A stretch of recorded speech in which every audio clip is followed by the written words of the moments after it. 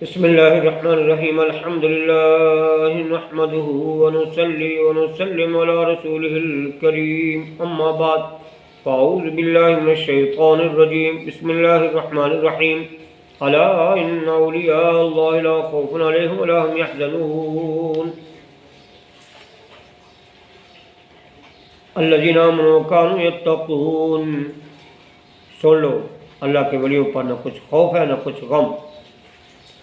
اللہ کے ولی کون ہے؟ اللہ نے خود اس کا بیان فرمایا ہے. الذین آمنوا وکانوا یتقون، وہ جو ایمان والے اور پرہیزگار ہیں، اللہ سے ڈرنے والے. پہلی شرط کیا ہے؟ ایمان، یعنی اس کا عقیدہ صحیح ہو. جو بد عقیدہ ہے وہ ولی نہیں ہو سکتا. دوسری نشانی تقویٰ ہے. تقویٰ کس کو کہتے ہیں؟ تقویٰ کہتے ہیں فرائض کا ادا کرنا، حرام سے بچنا اور ہر ایسے کام کو ترک کر دینا جس میں اللہ کی ناراضگی ہو. تو بعض لوگوں نے ولی کی نشانی یہ قرار دی ہے کہ وہ کرامتیں دکھائے. تو یاد رکھیں، کرامت ولایت کا معیار نہیں. ایک بھی کرامت نہ ہو لیکن ولایت کی شرطیں پائی جائیں تو وہ ولی ہے. مفتی احمد یار خان نعیمی رحمہ اللہ شان حبیب الرحمن کے آخر میں فرماتے ہیں کہ بعض لوگوں نے ولی کی علامتیں اپنی طرف سے مقرر کر لی.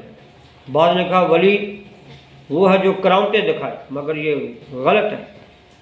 کرامات ولایت کا معیار نہیں.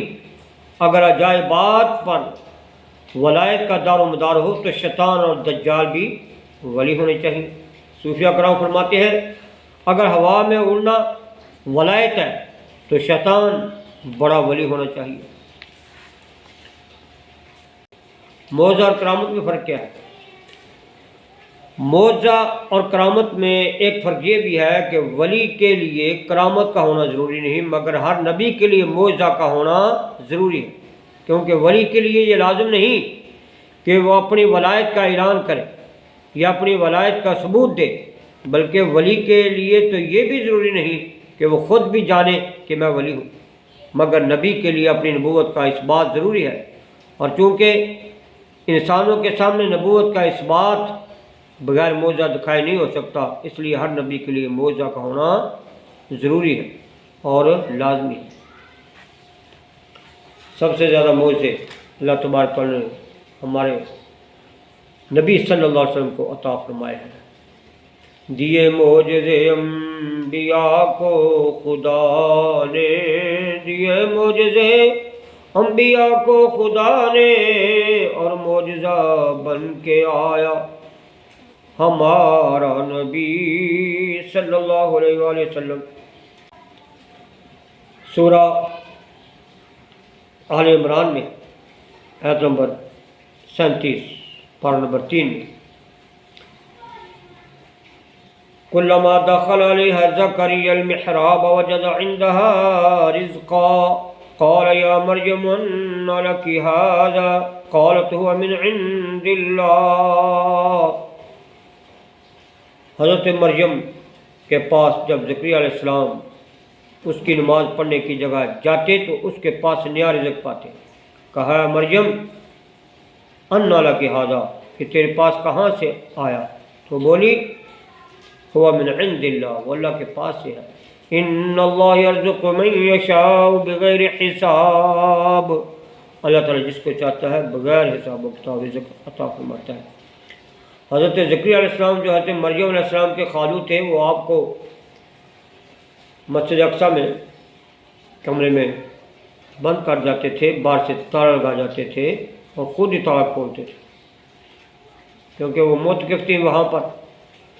تو جب واپس آئے تو بے موسمہ پھل پایا تو انہوں نے کہا کہ اے مریم یہ کہاں سے آیا؟ تو انہوں نے کہا یہ اللہ کی طرف سے ہے. تو حضرت مریم علیہ السلام اللہ کی ولیہ ہیں. ان کی کرامت یہ بیان ہوئی کہ مکفل کوٹری میں بے موسم پھل انہیں غیب سے عطا ہوا. یہ کرامت ولی ہے. اور اس وقت وہاں حضرت زکریا علیہ السلام نے دعا کی الہی اگر تو ان کو بے موسم پھل دے سکتا ہے تو مجھے بھی اس بڑھاپے میں اولاد دے سکتا ہے۔ هنالک دعا زکریا ربہ قال رب هب لي من لدنك ذرية طیبہ انک سمیع الدعاء۔ وہاں حضرت زکریا علیہ السلام نے دعا مانگی کہ یا اللہ مجھے ستھری اولاد عطا فرما، تو دعا کو سننے والا ہے۔ تو اللہ تعالیٰ نے سب سے ان کو بیٹے کی بشارت دی۔ پتہ چلا کہ اولیاء کرام کے پاس دعائیں قبول ہوتی ہیں، اور ان کے پاس دعائیں کرنا یہ نبیوں کی سنت ہے۔ اللہ تبارک تعالیٰ اپنے بندوں کو ہی علم عطا فرماتا ہے۔ بعض اولیاء کرام کو موت سے پہلے اپنی موت کا علم ہو جاتا ہے، چنانچہ بخاری شریف کے حدیث پاک ہے، حدیث نمبر ہے 1351، ریاض الصالحین میں اس کا نمبر ہے 1507۔ حضرت جابر بن عبداللہ رضی اللہ تعالیٰ عنہ بیان کرتے ہیں کہ جب جنگ احد کا وقت آیا، میرے باپ نے مجھے رات کو بلایا۔ لما حضرت احد دعانی ابی من اللیل، اور فرمایا کہ میں اپنے متعلق خیال کرتا ہوں کہ نبی کریم صلی اللہ علیہ وسلم کے صحابہ میں سے پہلا شہید میں ہوں گا۔ ما ارانی الا مقتولا فی اول من یقتل من اصحاب النبی صلی اللہ علیہ وآلہ وسلم، اور میں اپنے نزدیک تم سے زیادہ پیارا کسی کو نہیں چھوڑتا سوائے رسول اللہ صلی اللہ علیہ وسلم کی ذات کے۔ وَإِنِّي لَا أَتْرُكُ بَعْدِي عَزَّ عَلَيَّ مِنْكَ غَيْرَ نَفْسِ رسول اللہ صلی اللہ علیہ وآلہ وسلم، اور میرے اوپر قرض ہے ادا کر دینا، اور اپنی بہنوں کے لیے بلائی کی وصیت قبول کرو، ان کا خیال رکھنا۔ وَإِنَّ عَلَيَّ دَيْنًا فَاقْضِ وَاسْتَوْصِ بِأَخَوَاتِكَ خَيْرًا فَأَصْبَحْنَا فَكَانَ أَوَّلَ قَتِيلٍ۔ صبح ہوئی، جب ہم نے صبح کی تو پہلے شہید وہی تھے۔ فرماتے ہیں پھر میں نے انہیں ایک دوسرے شہید عمر بن جموح کے ساتھ ایک ہی قبر میں دفن کر دیا۔ مجھے اچھا نہیں لگا کہ میرا باپ ایک دوسرے شہید کے ساتھ قبر میں رہے، تو 6 ماہ کے بعد ان کی قبر کو کھود کر لاش مبارک کو باہر نکالا، وہ بالکل اسی حالت میں تھی جس حالت میں میں نے ان کو دفن کیا تھا، بجز اس کے کہ ان کے کان میں کچھ تغیر ہوا تھا۔ یہ ہے صحابی کا علم غیب کہ اپنی موت، نوعیت موت، حسن خاتمہ وغیرہ سب کی خبر پہلے دے دی، اور موت کے بعد کفن سلامت اور بدن تر و تازہ۔ پھر اس کے کچھ عرصہ بعد مدینہ منورہ میں نہروں کی کھدائی کے وقت جب امیر معاویہ نے اعلان کیا کہ سب لوگ میدانوں سے اپنے مردوں کو نکال کر لے جائیں، تو حضرت جابر فرماتے ہیں میں نے دوبارہ 46 برس کے بعد 46 سال کے بعد اپنے والد ماجد حضرت عبداللہ کی قبر کو کھود کر مقدس لاش کو نکالا، تو میں نے ان کو اس حال میں پایا کہ اپنے زخم پر ہاتھ رکھے ہوئے تھے۔ جب ان کا ہاتھ اٹھایا گیا تو زخم سے خون بہنے لگا، پھر جب ہاتھ زخم پر رکھا گیا تو خون بند ہو گیا، اور ان کا کفن جو ایک چادر کا تھا بے دستور صحیح و سالم تھا۔ بہقی شریف حجت اللہ علی العالمین، اس میں یہ حوالے درج ہے۔